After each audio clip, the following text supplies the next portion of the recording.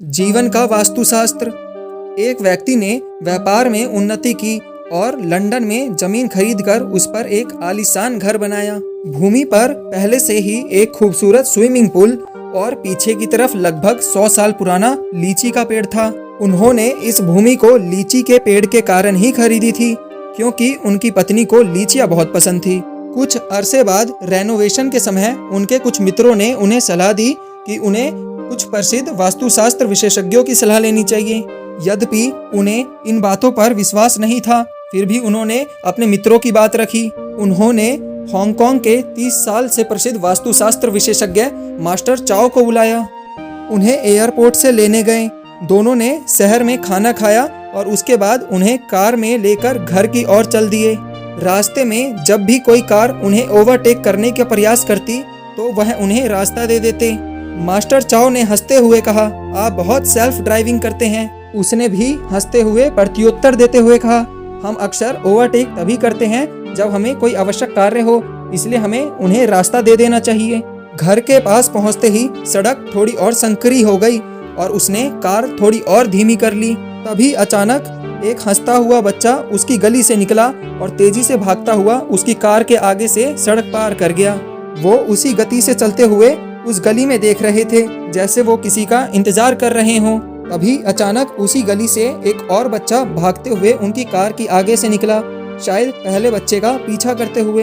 Master चाओ ने हैरान होते हुए पूछा, आपको कैसे पता कि कोई दूसरा बच्चा भी भागते हुए निकलेगा? उसने बड़े सहज भाव से कहा, बच्चे अक्सर एक दूसरे के पीछे भाग रहे होते हैं और इस बात पर विश्वास करना संभव ही नहीं, कोई बच्चा ऐसे ही भाग दौड़ करता रहेगा। मास्टर चाओ इस बात पर बहुत जोर से हंसे और बोले, आप निसंदेह बहुत सुलझे हुए व्यक्ति हैं। घर के बाहर पहुंचते ही दोनों कार से उतरे। तभी अचानक घर के पीछे की ओर से लगभग 7-8 पक्षी बहुत तेजी से उड़ते हुए नजर आए। यह देखते हुए उसने मास्टर चाओ को कहा, यदि उन्हें बुरा ना लगे तो क्या हम कुछ देर यहाँ रुक सकते हैं? मास्टर चाओ ने कारण जानना चाहा। उसने कहा कि शायद कुछ बच्चे पेड़ से लीचियां चुरा रहे होंगे और हमारे यूं अचानक पहुंचने से कहीं डर के मारे भगदड़ न मच जाए और पेड़ से गिरने से किसी को चोट न लग जाए। मास्टर चाओ कुछ देर चुप रहे, फिर संयत आवाज में बोले, इस घर को किसी वास्तुशास्त्र जांच और उपायों की आवश्यकता नहीं है। उसने बड़ी हैरानी से पूछा, ऐसा क्यों? मास्टर चाओ ने कहा, जहाँ आप जैसे विवेकपूर्ण व आसपास के लोगों की भलाई के बारे में सोचने वाले व्यक्ति उपस्थित होंगे, वो स्थान तथा संपत्ति वास्तुशास्त्र नियमों के अनुसार बहुत ही पवित्र व सुखदायी फलदायी देगी।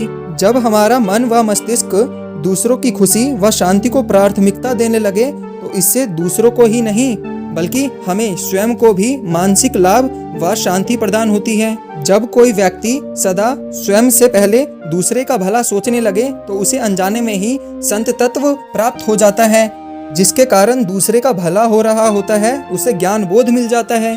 भले ही हम प्रण न करें परंतु कोशिश अवश्य करें कि हमें ही ऐसे गुण विकसित हो जाएं जो हमारे घर को किसी भी प्रकार के फेंग शुई अथवा वास्तुशास्त्र जैसे जंत्र तंत्र की आवश्यकता ही ना पड़े।